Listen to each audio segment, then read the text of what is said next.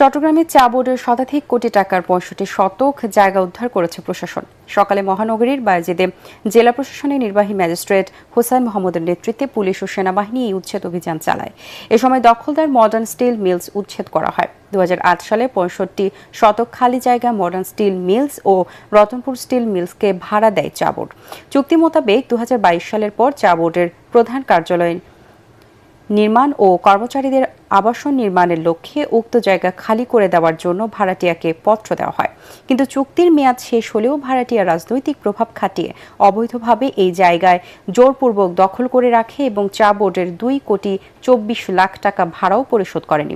এরপর ২০২৫ সালের জুন মাসে উচ্চ আদালত ভাড়াটিয়াকে চা বোর্ডের সকল পাওনা পরিশোধের জন্য আদেশ দেয়। সরকারি জমি দখল ছাড়াও বিভিন্ন ব্যাংকের প্রায় ২,৭০০ কোটি টাকা আত্মসাতের অভিযোগ রয়েছে মডার্ন স্টিল মিলস ও রতনপুর স্টিল মিলসের বিরুদ্ধে।